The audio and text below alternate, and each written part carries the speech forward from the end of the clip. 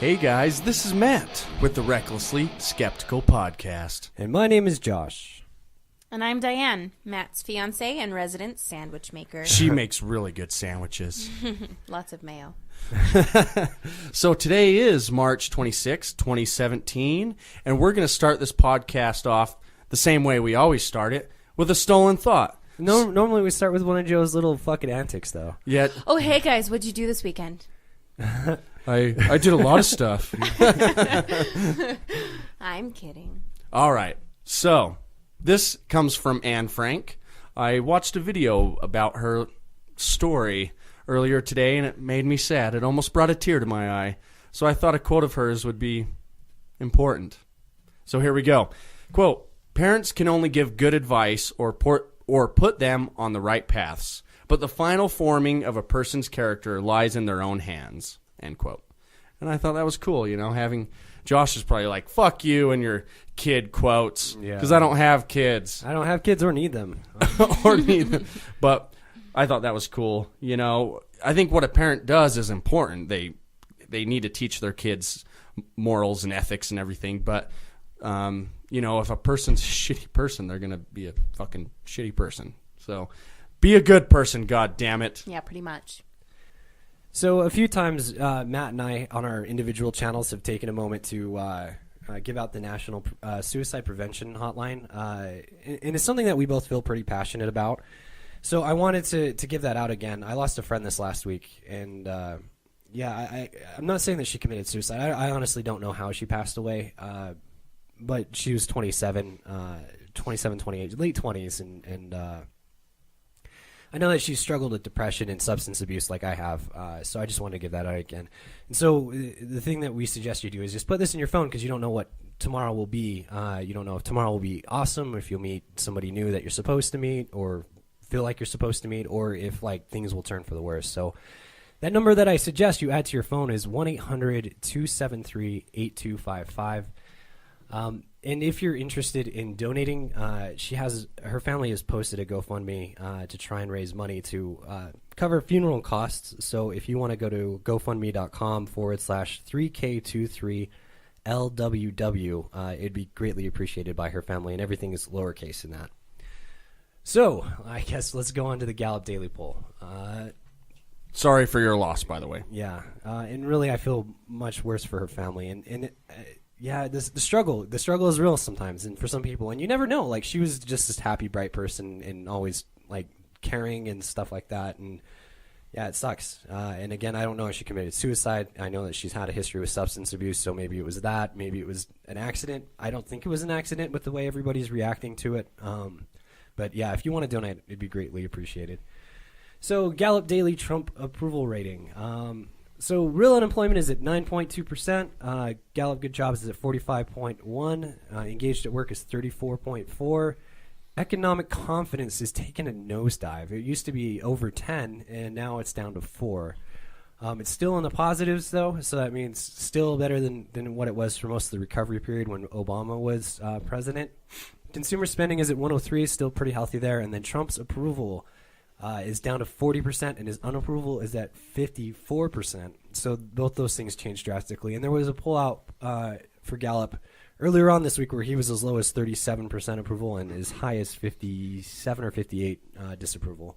Mm-hmm. So it's – and Matt and me kind of talked about this. I think that it has to do with things that are actually affecting people. Like, people now are realizing that they might lose their health coverage. Yeah. I'm curious to see where it goes next week. Like you – said when we were talking earlier that you wouldn't be surprised if his approval rating actually went up because of the Trump care didn't pass. Yeah. And I wouldn't be surprised either. So I'm curious to see where it goes next week. Well, this morning, Matt and I were actually talking about, I brought up, well, do you think that in an attempt to get his approval rating up, Trump or his advisors would suggest that he go with things that Bernie Sanders was saying? And Matt swiftly shut that down. Yeah, no, There's no way. Yeah, there's no chance. I mean, it would be smart One because can hope. it would be smart because when you look at polls where they ask Americans on topic by topic, universal health care is more positive than negative. So if they did it, that would actually be a positive thing to most Americans, but to the base, the Republican base, there's no way. Yeah, and he wouldn't. Yeah, it wouldn't pass Congress. It wouldn't even get close to Congress on the floor. Like, we'll get into that story later because I'm going to actually talk about health care later. So Cool. All right, so I have a interesting story, guys. This is coming from DallasNews.com. The title is "Hookers Turned Gay Man Straight with Anointed Cake," Dallas evangelist says. that has so many contradictions. I'm excited to hear this story. I have some cake in the kitchen. I love hookers. Cake, hookers, Me like too, yeah. gay men. What else could you need in a story? All right. A Dallas evangelist told his followers that an anointed cake baked by hookers turned a gay man straight. The evangelist Lance Walnew bills himself as a Christian consultant whose website says he helped get President Donald Trump elected with his book, God's Chaos Candidate. Walnew has made a career out of his pronouncements, which have earned him more than 200,000 Facebook followers. One of Walnew's most recent claims came about when he live-streamed a video on Periscope in which he asked viewers for their prayer requests. One person asked for deliverance for her homosexual son. That's when Walnew launched into a rambling story he said he heard involving baking skills that helped deliver a gay and very adamantly anti-Christian bar owner. This is crazy, he said. Now, I'm not saying this is going to work for you, but some hookers in his bar got saved. First, a regular at the bar supposedly saved the prostitutes. Later, they whipped up a cake, which the reformed prostitutes prayed over. Jesus Christ. I just want to clear something up before you continue. So are they actually saying that the prostitutes were reformed the same day that they baked this cake? I don't think it's very clear. Yeah, it just makes it sound like it's definitely prior to. Mm-hmm. But I'm just wondering if they just like... If this was all in one day, it'd be amazing. If they were like, oh, and then immediately baked a cake with the love of Jesus Christ. That's pretty funny. All right. It was an anointed cake, and they made the cake, and they gave the cake as a gift, Walnew said. I know this is strange. Yeah, he knows this is bullshit. The bar owner took a bite, and then boom! The power of God hit him, Walnew said. Things escalated very quickly from there. So one pause there. Yeah, if I was with cake and hookers, things would escalate pretty quickly for me too. Yeah. The regular at the bar who shepherded the domino effect of conversations allegedly led the bar owner to the Lord and baptized him. I wonder where he baptized him. So wait, is that in the same day too? Like he took a bite of the cake and then Maybe went and got baptized? Like, is this for fucking real? This is the coolest guy I've ever met in my life. You told me this story earlier, and I'm still shocked. When he gets baptized, the guy gets delivered, and the spirit that was working him got broken off, Walnew said, insinuating that the bar owner was no longer gay. I'm telling you, it's a story. In response to coverage of the cake story, Walnew posted another video. Liberals are crazy, he said. They will look for any dangling participle of political impropriety and then fasten upon it with the zeal of an anaconda and then begin to squeeze the life out of you. Word salad. Yeah, did that make sense? Am I? a little bit. It made a little bit of sense. I mean, you know the direction that he's going, that liberals suck. Yep. Last month, he said Trump's win was a manifestation of an enraged demon through the populace after the deliverance of the nation from the spirit of witchcraft in the Oval Office. That's the end of the article. Yeah. So, this guy's awesome. I just think he's full of shit, honestly. No, that's totally what it is. Okay, us here obviously know that gay people don't just turn straight. It's not like that. So for anyone who's reading this article and they're like, oh my God, Jesus saves, don't be ridiculous. That is not a thing. And, I had a conversation with a couple of my family members once and I just asked very frankly, do you think it's a choice? Yes or no? One said yes. The other said no.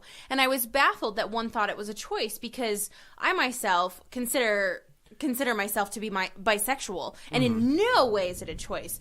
There is no cake in the entire fucking world that could make me look at a woman and go, ew. Ew. Yeah. Ew. Ew. But you don't have proof against it. Da, da, da, da, da. And maybe my cake wasn't anointed. And yeah, your cake wasn't made by hookers. Let's call. Oh, these are saved hookers, though. These aren't just regular hookers. Because regular hookers Well, so they were don't saved. make cake. We need to get on Craigslist. Regular hookers buy cake. Call some hookers. Oh, my God. Bring them over. Who's going to save them, though? Josh. No, I don't save people. I don't say.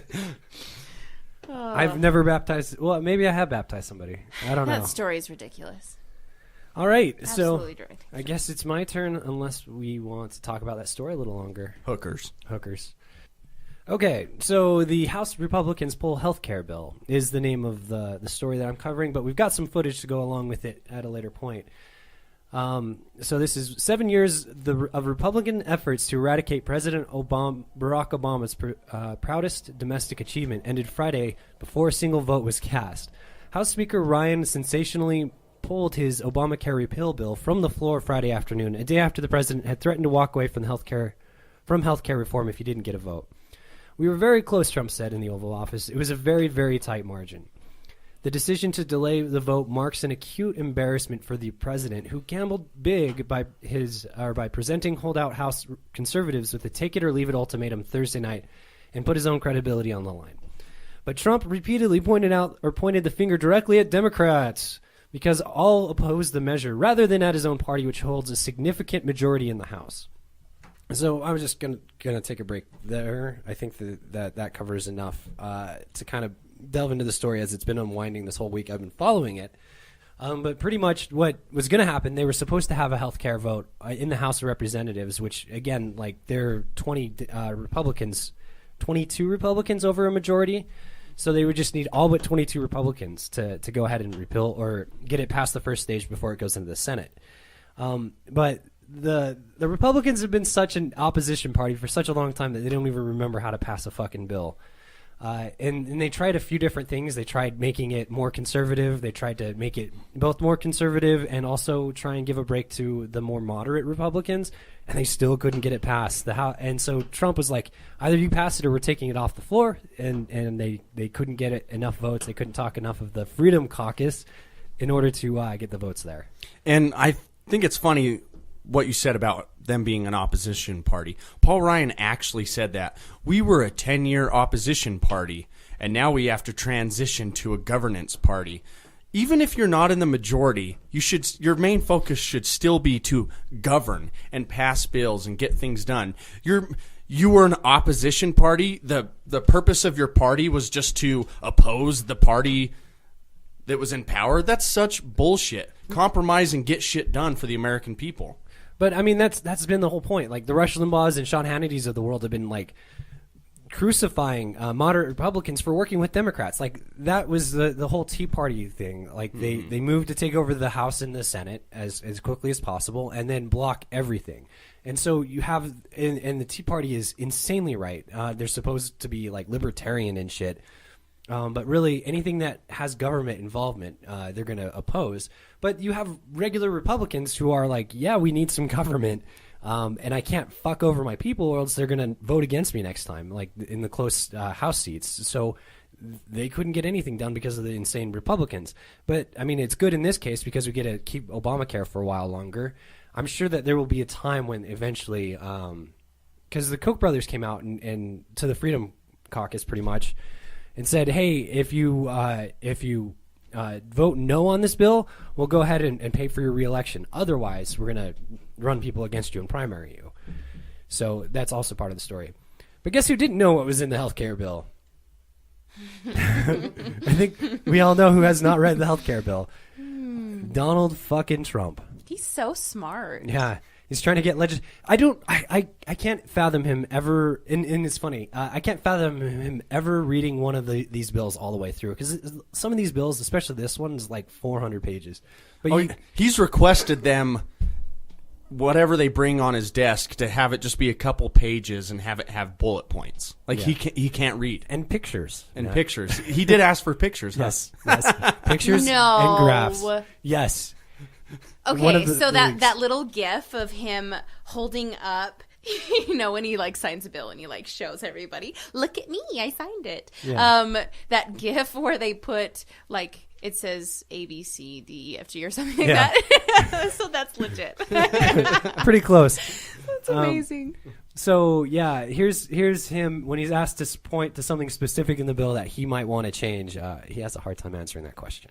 I tell you what's going to come out of it is a better bill. I really believe a better bill. Because there were things in this bill I didn't particularly love. And I think it's a better bill. There are things in this bill that you didn't necessarily love. What specifically are those? Well, I think we could have things that I would have liked more.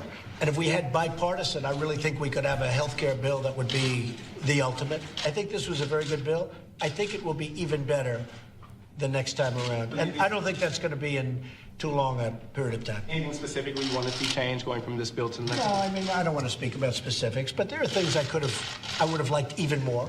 But I thought overall this was a very, very good bill. Name one thing. Come on, name one thing. And the other thing that he does when he talks, that's funny, that I've caught on to after a while, is that he uses, adjectives? Yeah, adjectives as nouns. Mm-hmm. It would be the ultimate what? He just also repeats a lot. Like, how many times does he have to say better bill? He's just trying to convince everyone else that it's a good bill, that it's better than the previous, when that's all bullshit. All of it is bullshit. Mm-hmm. Yeah. So that's pretty funny. And all of this really is to save face. Like, they wanted to pass a bill, and he doesn't give a fuck about what's in the bill, just as long as it's Republican, and obviously because he doesn't read the damn things. He can't. But he wants to say, oh, well, there could be a better one. There can be a better one. That's what we're going to work on, is a better one. Yep, just saving face. The ultimate. Do we actually think that any article about Trump, he can comprehend every word in the article? I'm sure there are at least a handful of words in that he has to Google every fucking time. He doesn't Google it. He just has some fucking... Google that for me. Yeah. Tell me, what does this mean? What does this mean? What does this mean? What does this mean? Well, I think that's a perfect segue to my next story, Josh. Okay. This is coming from thehill.com, and Bernie Sanders says he will introduce Medicare for all. So let's get reading this. Senator Bernie Sanders is planning to introduce a single-payer health care bill in Congress. The Vermont senator said during a town hall Saturday he plans to introduce a Medicare for all bill within a couple of weeks. It is a common-sense proposal, and I think once the American people understand it, we can go forward with it, Sanders said after the town hall meeting. During the town hall, Representative Peter Welch, a Democrat from Vermont, said he would introduce the same bill in the House. The comments come after Speaker Paul Ryan, Republican from Wisconsin, we know, on Friday pulled the American Health Care Act, the GOP's health care proposal, amid dwindling support from Republicans. The move marked the first legislative defeat for President Trump and followed 7 years of rhetoric from Republicans who campaigned on a pledge to repeal and replace Obamacare. The president blamed Democrats for not backing the bill. He signaled he would move on to other legislative priorities such as tax reform. So that's great news that Bernie is going to introduce Medicare for all, baby. Single payer. Yeah. And it is good news because it's not going to pass, but it puts pressure on the Republicans and saying, like, you guys are incompetent. You've been talking about doing this for 7 years, and like the time has come, and you guys can't fucking do it. Like after 7 years, it's astounding that they can't pass the bill that they wanted to pass. After 7 years, they couldn't come to an agreement. And then Trump's advisors just need to tell him this will make your approval rating go up. Just listen. Just do what Bernie Sanders does. Bernie Sanders. Because most Americans want single payer. But we're talking about like his people. He has Sean Bannon in his ear all the time. Like Steve Bannon. He's got like the worst people surrounding him. The only decent person, the only maybe, and it's kind of fucked up. His daughter is probably the most moderate voice in the entire group he surrounds himself with. But he shouldn't have his daughter in the fucking White House. Like, there are laws against that. It happened with JFK. They passed a law so that you couldn't have a family members working for you officially. And so she's an unofficial counselor now. Time to hear what Diane has to say. Yeah, what do you want to talk about? Okay, so the story I have is a little silly because it's just a segue into a different conversation. So, until 2002, it was thought that paper could only be folded a maximum of 7 times. A high school student, Brittany Gallivan, dispelled the popular myth by resolving the mathematics and successfully folding a single roll of toilet paper 12 times in a record-breaking feat. So while I think that might seem a little bit silly, and I could divulge into the folding of paper, I tried. I folded a regular piece of paper 6 times, and it was ridiculous. I want to talk about folding toilet paper. Sorry for being a guest on this show and talking about toilet paper, but I've recently had to, at work, plunge a toilet full of the nastiest fucking shit I've ever seen. And it wasn't yours. It wasn't mine. Guys, I have never even experienced a shit like this. I went into that toilet stall and I smelled something. The lid was closed. I opened it, saw poop. And I thought, oh, I'll just flush it real quick. Oh, no. That was so clogged. And I thought to myself, 1, who doesn't know about a courtesy flush? 2, why do you need that many pieces of toilet paper when you could simply fold it? And 3, what disgusting human being leaves their clogged shit in their toilet at work and makes someone else clean it up? So, I just thought I'd say a roll of toilet paper can be folded 12 times. And I think there was another article since someone did it 13 times. Students at MIT were trying to break that record at 13. Can we please just fold our shit paper maybe 4 times and not use enough to clog it? I think so. I think science is behind us on this. I think we could wipe, fold. and then if maybe it looks a little high, you flush it. I mean, everybody poops. There's a book about it for children. we know this from a young age. So science has got us from 7 folds to 12 or 13 folds. I think we could do more for the environment and our fellow man. Don't you guys think? If we're talking about the environment, a courtesy flush is actually bad for the environment. Okay, but what about my nose? Your nose is important. What about my gag reflex? And about other people's shit. Have you ever gagged at your own shit? This is divulging. I haven't, but I will say that it's very nice to go into a bathroom and not smell people's shit. So it's true. I will sacrifice a toilet bowl of water to save people that. You're so considerate, babe. Thanks for having me on, guys. This is fun. And they can actually recycle water. We should talk about that sometime. But yeah, I mean, there you go. So it would no, be and I'm wasting interested in that because we actually have, and sorry, new topic, but not even intentionally. We have a friend who's from Flint, Michigan, and he has people that are close to him affected by the water issues there. So I think that's a great story to talk about at a later time, talking about recycling water and what we can do to really tackle these pollution issues that we continually see due to the way that we treat our environment. For sure. Yeah. And there's we should talk about the infrastructure sometime because the pipes are getting worse and worse, and they're in more than just Flint, Michigan. Yeah, and thanks Trump for putting through that pipeline. Yeah, the oil pipeline. That already fucking leaked. Shit Thanks. pipes, oil pipes. Either way, they're hurting us. It all leads to the ocean. Yep. Alrighty, guys. Well, I have a story that's probably going to piss you off. A GOP, this is coming from broadly.vice.com. Hang on. I want to take a second. And just, how much have you guys had to drink? I'm curious at this point. So we went golfing earlier this morning at Topgolf. Lots of fun. We drank 2 pitchers. 2 pitchers of beer. Nice. To the 2 of us, so that's about a pitcher each. And they were, let's be honest, they were kind of... They were small pitchers. They were small. So let's say 2 beers each. No, it was more 4. than. It was about 4 beers each, but that's at our Utah 4%, 3.2 by what weight? By weight, 4% by volume. 4% by volume. Then we got home and we have a drink with 4 shots that's about halfway done. Yeah, the reason I ask is because Matt's reading might be a little rougher than usual. Hey, but honestly, I'm drinking on like most of the podcast. Yes, but you're a little later. We're also a little later in the day. Oh, by the way, it's March 26, 2017. If we didn't say that, I earlier. said that. You said that. Good job. Right. And but the point is normally we start the podcast at 10. We started it at 3, so it's a little later in the day than normal. Yeah. There is a little more alcohol in the system. All right. So this is coming from broadly.vice.com.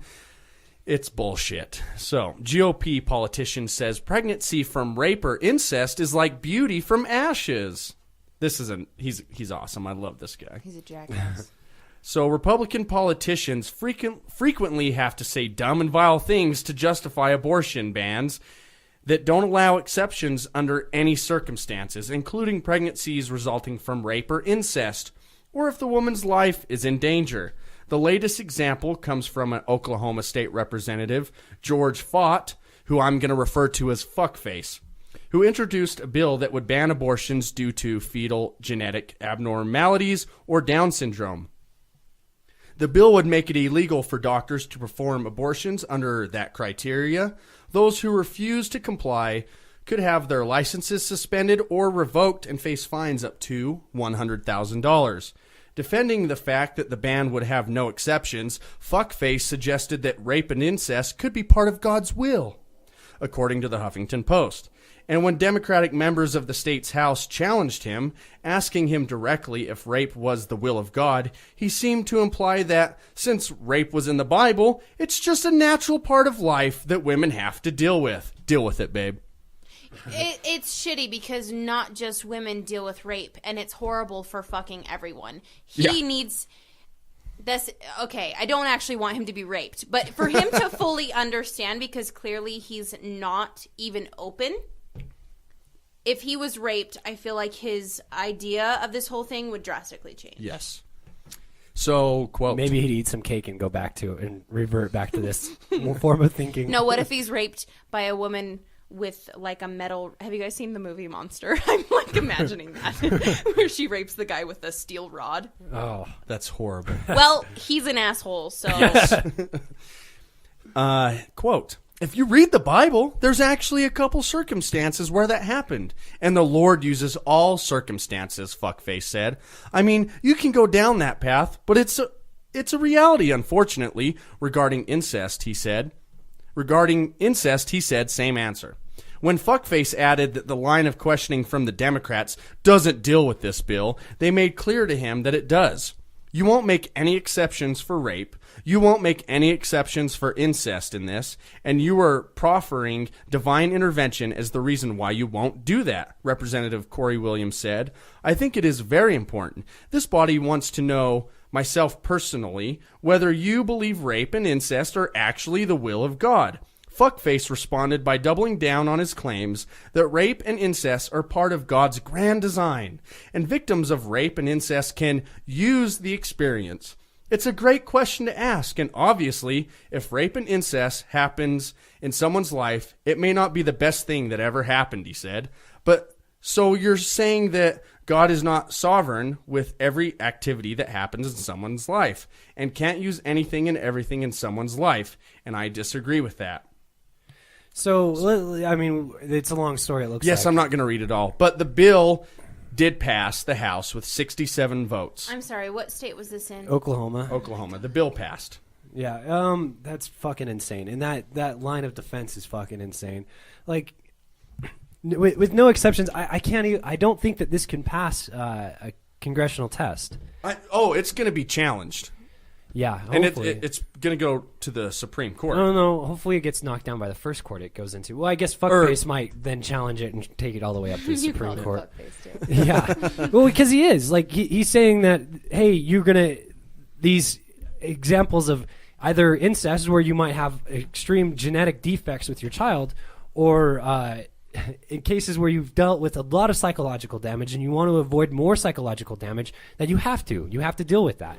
And in addition to being a parent all of a sudden, and not planned, if you're raped, you obviously didn't plan that, and you didn't plan the pregnancy, you're not ready to have a child. No, and there are maybe. cases of like 13 to 15 Yeah, year that's old what I was girls. about to say. They are not prepared, even if they were sexually active and someone raped them and they were already having sex, they're still not ready for that. He's going to force 14-year-olds who are raped to have kids. Fuck this motherfucker. For sure. Yeah. And in saying, I mean, I hear a lot of atheist friends or just people online saying, okay, if you're actually saying that anything that happens in life, God has control over, and it's the will of God, it's part of God's plan, He's all-knowing, then that's horrible, because that would mean that God did this atrocious act, this heinous thing, and this rings true to this, and He's actually supporting it. There are very few Christians that I have met who would say, well, no, that's actually part of God's will, like He's doing. Yeah, and I think this is actually a good story to bring up the atheist and secularist angle on, because he's now using God to do evil. He's using his example of God to say, hey, everything's in God's will. So first question I would have for him on a philosophical level is, what happens to free will? Like, what about my free will? If God does everything, then maybe it was God's plan to have me abort this child. So fuckface can't or wouldn't be able to defend against that. And then the other thing is that, yeah, these people, this is a direct example of why atheists have to be active, is because if we leave fuckface and people like fuckface unchallenged, then heinous, awful bills get passed. Yep, and people suffer. And this is real suffering. This isn't, oh, I'm going to go to hell or some afterlife bullshit. This is people suffering in reality in this life. Yes. Yeah, let me go to hell, let me abort the baby. I'll deal with the consequences after I'm dead. Yeah, and I mean, I realize it's cognitive dissonance, but I was raised in a very religious household, and in that, my family or the church that I was raised in would have said, up and down, left and right, no, that's Satan. That's Satan. That's not God's will. That's not God's will. Even though it was in the Bible, and that's why I say it's cognitive dissonance. This guy's actually taking the other stance and supporting every heinous act that's in the Bible, saying everything that happens is God's will. And I find that to be disgusting. Yeah, I mean, there's a lot of reason to. All right, looks like I'm next, and we'll go. It's all you, Josh. All right. It's on you, buddy. Okay, this comes from Washington Post, and this is from March 17th, so it's a little old. How much is Donald Trump's travel and protection costing anyway, is the question at the actual name of the article. Tell me, Josh. President Trump's 2018 budget proposal is unabashed in its goal, slashing or eradicating a number of social and research programs to offset new spending on defense and homeland security. The emphasis quickly met with the broad criticism, including from some who pointed out an apparent contradiction. Trump places a heavy emphasis on cutting waste and targets for elimination programs that in some case cost the government only a few million a year. That's a lot of money in the context of amount of money you or I spend in a year, but in the context of the government, spending $1 million is something like, with the $50,000 salary, spending one penny. What really jumped out at some people, though, was that Trump was proposing cuts to some relatively low-cost programs shortly before he prepared to fly to his Mar-a-Lago resort in Florida. According to an analysis from Political, that trip costs about $3 million each time, and it's a trip that he's made 4 times this year, and he's on his 5th time this weekend. So he's talking about. I saw an analysis that his trips so far this year have cost us the entire cost of Meals on Wheels for the entire year. So 5 trips to this motherfucker, and not to talk about the because his wife won't move into the White House. Not to talk about that. Not to talk about when his sons and family members go on a trip where they need Secret Service. Let's not talk about that. But let's cut NPR. Let's cut Meals on Wheels. Let's cut all of these scientific programs, and it's just stupid. If you're a Republican and you ever said some shit about Obama golfing or going on vacation, and you don't say the same shit about Trump right now, you're a fucking hypocrite. You are a fucking hypocrite. Yes. So that's all I had for this story. Unless there's anything else you want to talk about. I can't believe that it's $3 million a year or per trip. $3 million, man. That's more than what? Average household, $50,000. So every time he's gone on this trip, and he's gone 5 times now, it's the same for each trip. It's the same amount as a $50,000 salary for 60 people. And so that's what? 300 people that could have gotten paid a year's salary, but instead he wants to go on trips. And that's costing all of us tax money. And so it's just insane. And again, I think it's fine if the president goes on trips or goes golfing like Obama did. But Trump was one of the main guys on Twitter yelling at Trump. And I heard Obama. Yes, yelling at Obama. Sorry. And I heard so many fucking Republicans on Facebook yelling at Obama, yelling about his trips. And now Trump's doing the same thing at a higher level, and nobody's saying shit. Trump's a fucking hypocrite. And Republicans, like I said a second ago, if you don't bitch about Trump doing it, you're a fucking hypocrite. Absolutely. All right. Are you ready? Well, yeah. I mean, onto a story that NPR put out about a new bill that was actually signed in Utah. The new bill would say that you can get a DUI for a .05, which is absolutely ridiculous. A 120-pound woman, it's a little bit more than one drink within an hour. And you'd be over. You'd have a DUI. I know firsthand, and granted, I'm a lot larger than 120, but you give me a High Point beer within an hour. You give me 2 High Point beers within an hour. You give me 3 High Point beers in a matter of an hour and a half, 2 hours, and I am good to drive. I am not impaired to the point of disaster. And that's just ridiculous to say that these people who are having a drink with their dinner, having 2 drinks within their dinner, are going to be unable to drive. December 30th, 2018, this is going to pass. This passes for Utah. Yeah. And my problem with it is that it's unnecessary. Well, and this is something that Matt and Joe have been harping on, is that the legislation in Utah is very biased because of the influence of the church here. Mm-hmm. I can't think that they actually know the science behind it, because at .05, there's no science backing up that you're not safe to operate a vehicle. There's a lot of Mormons I've talked to who have never had a drink, and they literally think if you have 1 drink, then you're like dizzy and drunk. That's what I used to think. That's what they think, and it's total bullshit. And we were watching the news the other day, and there was a proponent of this bill on the news, and they asked him about, people can have a drink and go out and drive just fine. And the way he said it, his responses was, well, if you get too drunk with 1 beer, if you get too drunk with 10 beers, it doesn't matter. The point is, nobody's getting drunk with 1 fucking beer. But you might blow over this limit. One of the senators here in Utah, Senator Jim DeBacchus, he did a Facebook Live where he was at a restaurant. He did mouthwash. He blew in a breathalyzer, and he blew over 0 or .05. So people literally, let's say you're 25, you're going on a date Friday night, you do some mouthwash at 7 o'clock, you leave your house immediately after doing the mouthwash, and you happen to get pulled over. Sure, it's unlikely, but if it happens, and I'm sure it will happen, you're going to get a DUI for fucking mouthwash. Yeah, and there was this thing that Salt Lake Tribune put out. They have a YouTube channel. It's a lot of different stories, and they don't usually cover the news on it, which is kind of funny, right? They just do interviews and stuff. But if you want to see a video of them actually testing it, the Salt Lake Tribune puts Utah's 0.05 DUI bill to the test, full video. If you want to see how little it takes for them to blow over. And also they had a cop there, and the cop could not discern the difference between someone who was over .05 or under .05. It's impossible. Yes. Because you're going to either pass or fail the test based on your natural ability to pass or fail the test. And I think the state, which is made up, the governors or the politicians, is made up mostly of Mormons. This is a way to push their morality onto all of us and make money. Well, because people who are blowing .05 and getting DUIs, they are not fucking drunk.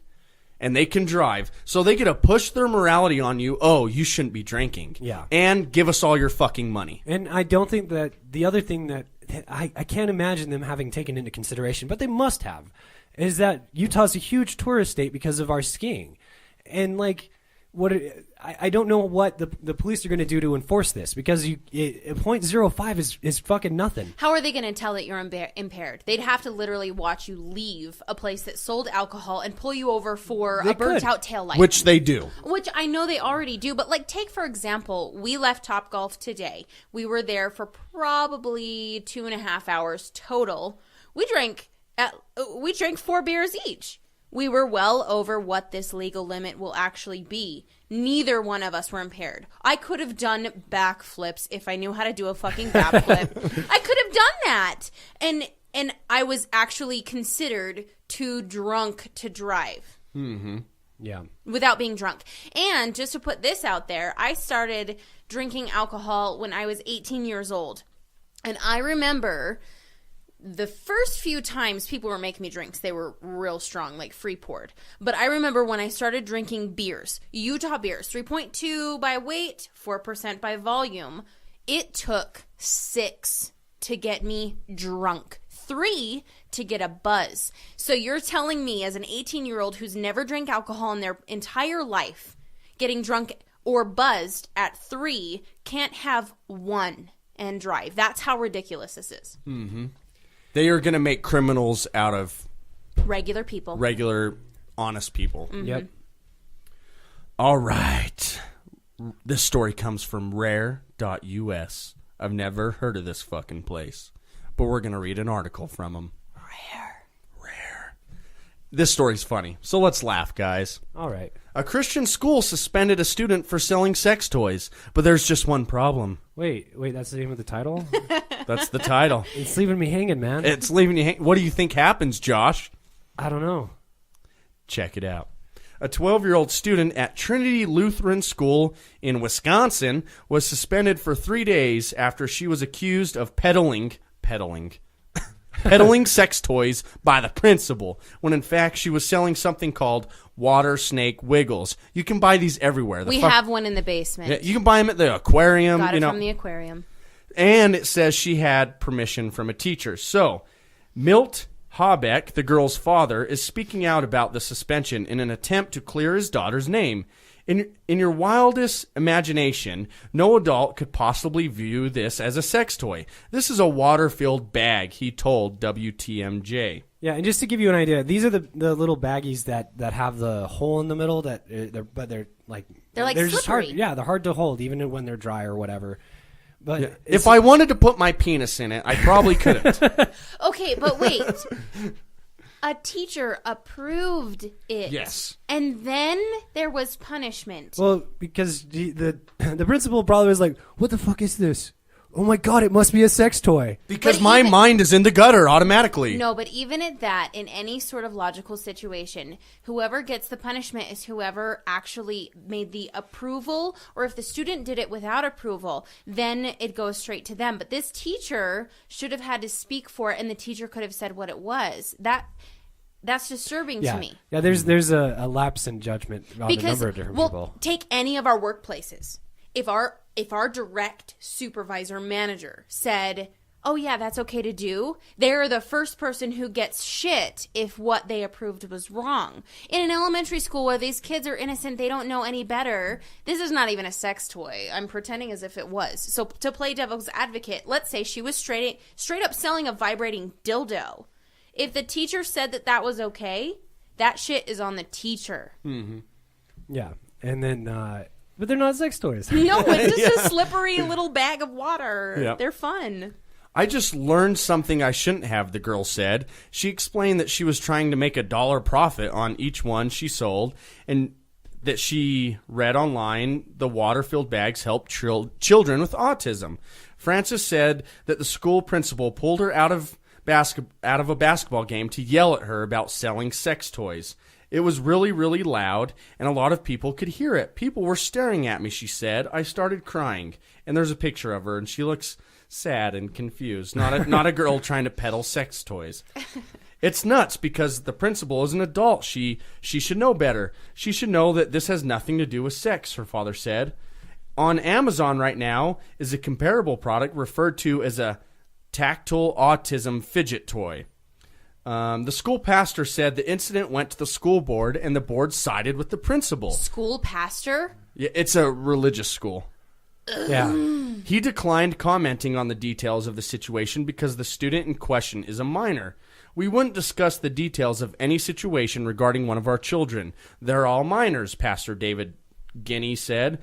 The spirituality of that place is busted. Something's got to change there, and we're powerless to do it, the father said. Well, here's how you do it. You talk to all the parents and pull your kids out of that fucking stupid-ass school anyways. Yes, Yeah. you educate what it's actually for and what the actual pocket pussy looks like, that it's not the same thing. How about a little education for adults and children in this situation? Because that is ridiculous. We're not teaching the kids about pocket pussies, right? Let's teach the adults about pocket pussies. I just did the whisper hand. Let's teach the adults about pocket pussies because I think the principal's husband needs one.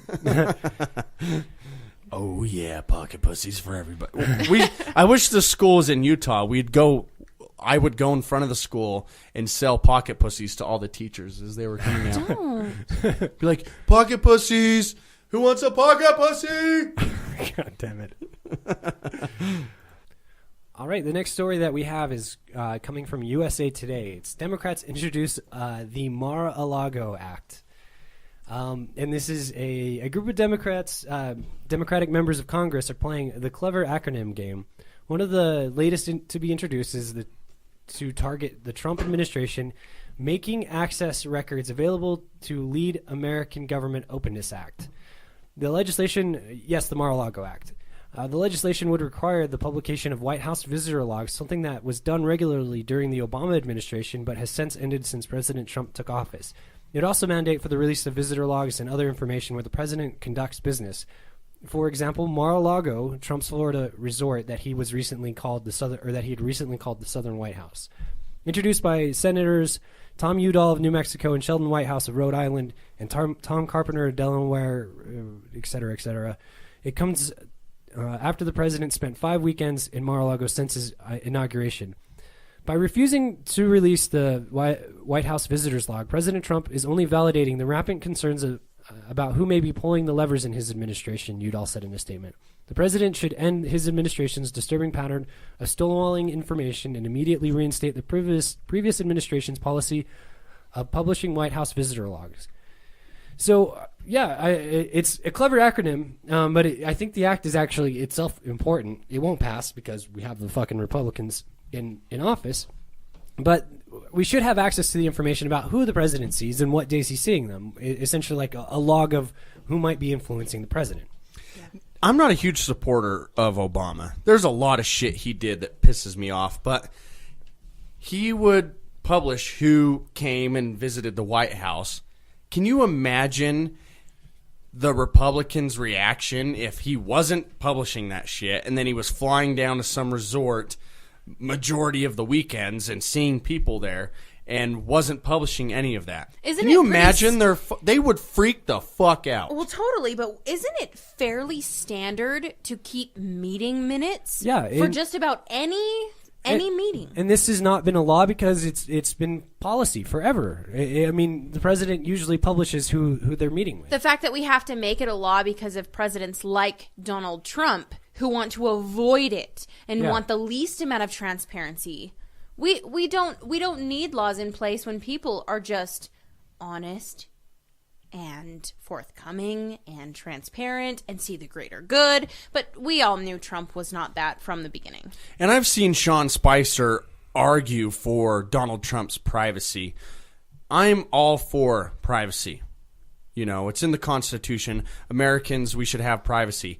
But Donald Trump is in the White House or down at his resort running the government, meeting with people, making deals, whatever the fuck he's doing, and that shit should be public knowledge. Absolutely.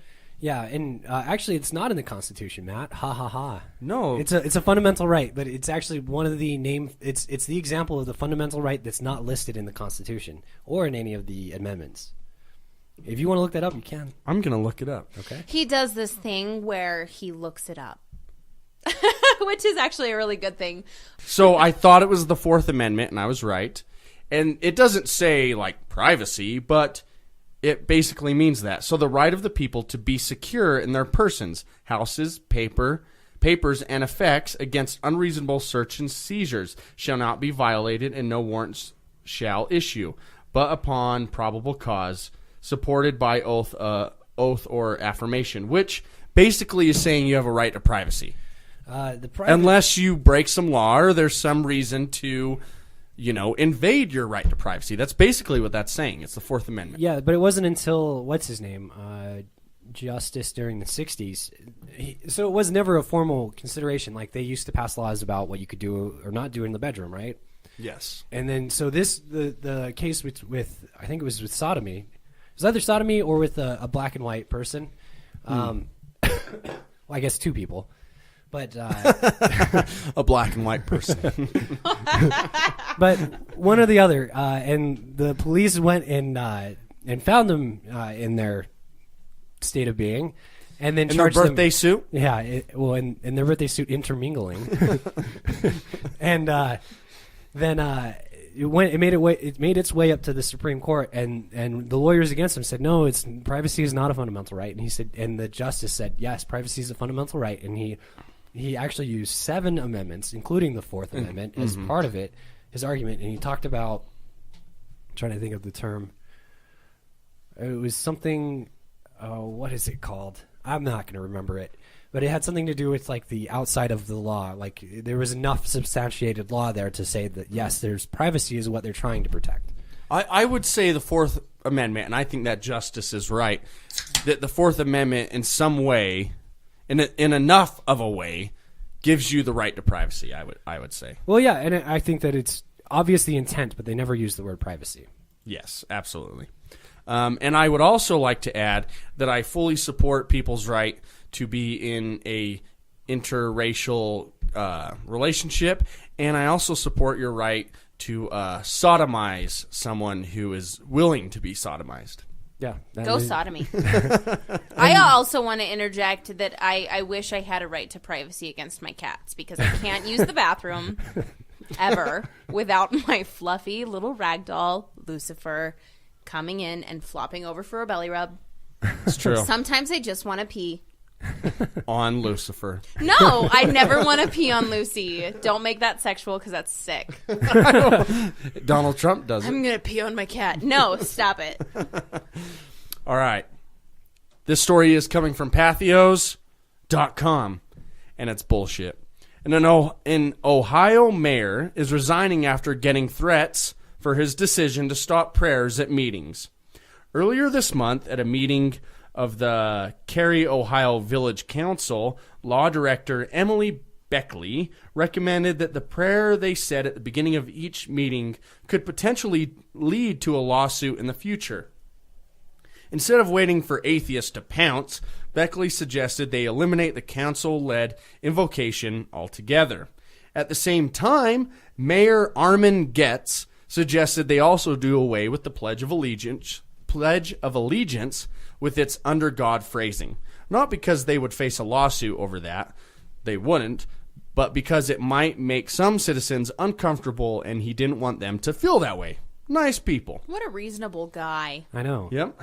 That all happened on March 6th, and since then, both Getz and Beckley, who merely provided the legal research on the prayer issue, have been the recipients of serious threats. People were apparently telling them to reinstate the pledge and prayer, or else. Getz said since the decision 2 weeks ago, there have been threats made if both were not reinstated. Those threats would have a very real implication to the health, safety, and welfare of the village of Cary. He would not elaborate on specifics of those threats. These sound like really, really wholesome and loving Christians. Yes. They love us. If you don't pray, I will kill you. Oh. Yes. Well, and they're also... Thou shalt not kill. They're also Constitution-loving, right-wing Americans who love freedom, but they're going to force you to pray. They wrong. They wrong. Yeah, those privacy rights, that's the reason why he actually cites freedom of religion as one of those rights, those privacy rights, because of that. Because you have the right to practice religion however you feel like. Yeah. What if somebody on the council board or whatever was a fucking Muslim? Let's have every prayer before the meeting be praise Allah, fucking Muslim reading from the Hadith prayer. No. And I'm sure those Christians would be right on board with that. All right, back to the article. Frightening, right? And you have to assume that threats came from self-proclaimed believers, the sort of people who want 10 Commandments monuments everywhere, because how else would everyone know that violence is bad? They had their intended effect, though. This past Monday, 2 weeks after the fateful meeting, the council voted unanimously to write up a resolution to bring back the Pledge of Allegiance, along with a moment of silence in lieu of the prayer. As for Getz and Beckley, they announced they were stepping down from their positions. Getz said he's leaving because the council was overriding his ability to run meetings as he wished, which the law says he has the power to do. And Beckley was stepping down because preparing the legislation to bring back the pledge and moment of silence would make her complicit in taking power away from the mayor. She couldn't do that. Also, the threats. This us versus them mentality has to stop, she said, and personal attacks are not what we are and not the Carrie we know.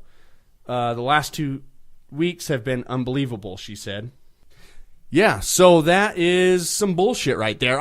These people aren't even atheists. They just realize on one point, hey, we don't want to get sued by atheists, and we realize that it's unconstitutional. On the other point, they just said, we don't want to make other people uncomfortable if they aren't religious, so let's just skip this shit and get right down to business. Because those meetings, they are supposed to conduct business and get things done for their city or whatever it is.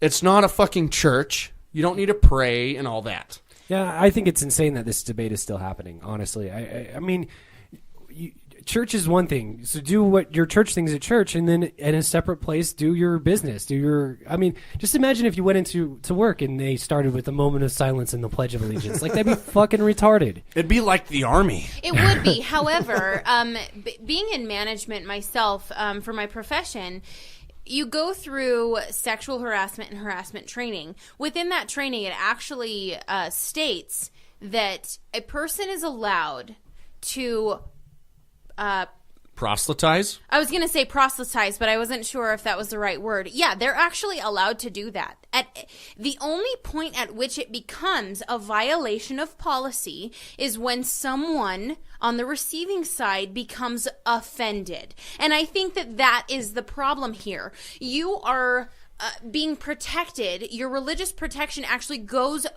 as far as you impacting other people. That other person has to complain in order for it to be a problem.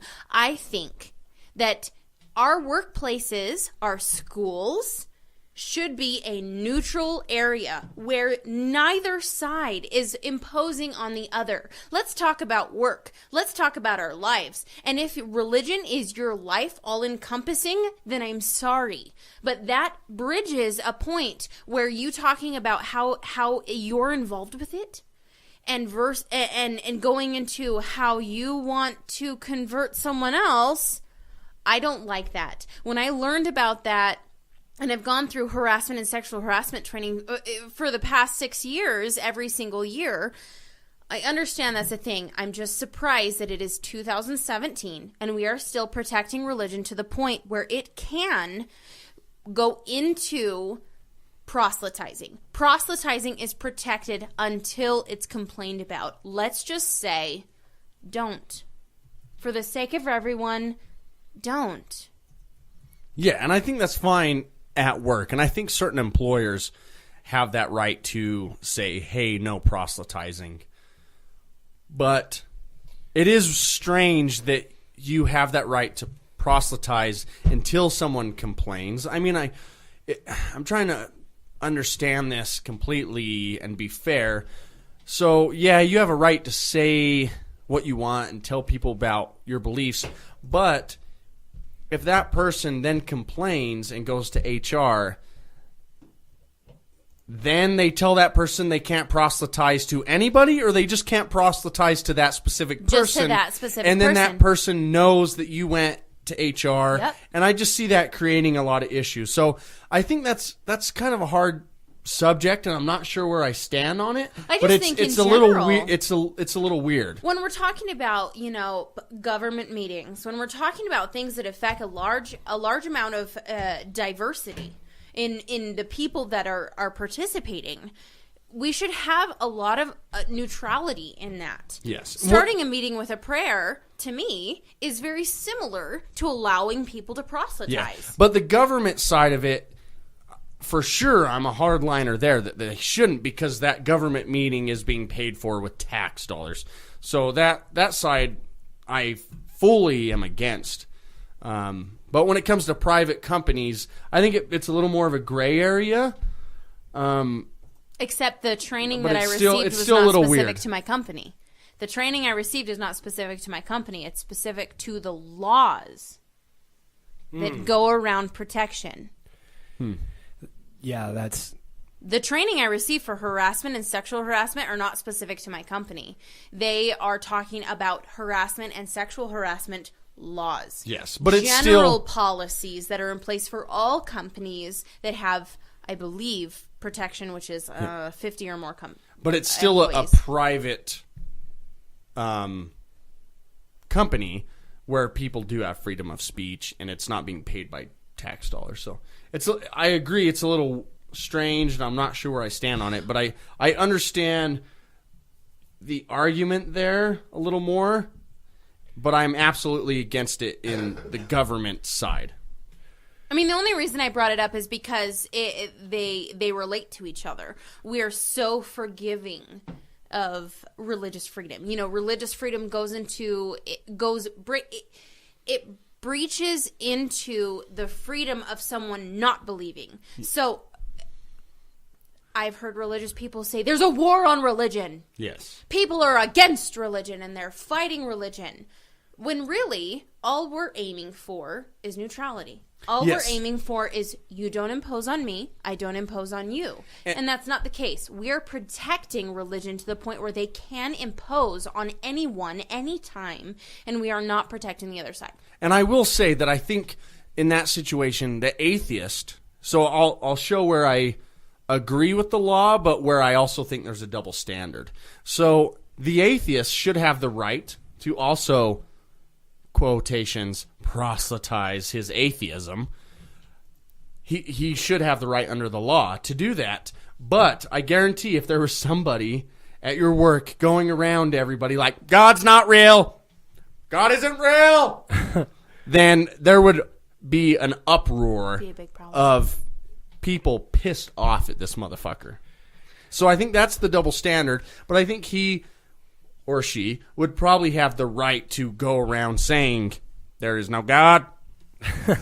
Atheism, my religion of atheism. Yeah, at my work, we're not allowed to have anything religious, shirts or hats or I wonder if we could have decorum that is innately religious. I think that's very smart of your company, though, because Yes. they're saying, okay, we as a private company are going to protect both sides. Yeah, I do agree with a private company saying, just keep your fucking religion outside of this building. That's their freedom to do that. As a private company, they have the choice to draw that line. Here's the law. Okay, we're taking it one step further to protect both sides a little bit more. Because you're absolutely right. If I went around and saying, God, you're an idiot, God's not real, I would be complained about immediately. Oh, yeah. Someone going around, even to those who don't believe in God, saying, my church is doing this, God's so great, God blessed my children and my family, they are not going to get complained about nearly as quick. Yeah, and there was something that happened at my work. It was a little awkward. Like, she had this lady who's this adorable old lady, and I really like her. She came around with this Christmas story about how this orange was supposed. I'm not going to relay the story, but something about an orange reminding us of Jesus' saving, and it was like, it's a little uncomfortable. But I was like, thank you for the orange. This is yummy. Thank you for your blessing. Hallelujah, Jesus. Yeah, and I always find it weird, like when people say prayers and thoughts your way, and it's just like, don't really need those. Yeah. No, I mean, the point of the gesture never bothers me, but I don't know. Just as I would say, hey, you can't have the phrase fuck you on paper written in your cubicle, I don't think you should have Jesus saves all in your cubicle either. I think that both create a bit of discomfort in the workplace where we should have more neutrality. Yeah. I should I put a pot leaf up on above my desk and Oh, see the what pot happens? leaves. Yes. No, it's so funny because my work's drug policies are fairly loose, and I've never encountered that. No one at my company has been like, weed, and just like had anything, but we have had people with Jesus-y things that we've had to take down. There are people who bring scriptures to work and they will read them between calls. I work at a call center. And then other people who have straight up profanity that they want to hang up in their cubicle. No, this is a workplace. Be professional. And the line of professionalism I think needs to be defined a little bit better from company to company. And I think the first step in doing that is religious, non-religious sort of confines. Well, I just want to say thanks for being our special guest, Diane. Yeah. No problem. I'll make you guys a sandwich soon. Get in the kitchen, woman. That's my place.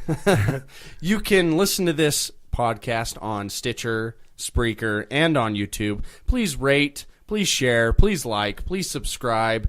You can send us an email at recklesslyskeptical@gmail.com, and you can join us on Facebook at facebook.com/groups/The Evil Atheists. And remember, the atheist is plural. There's an S at the end. The Evil Atheists. Thanks for listening, guys and gals. We love you all.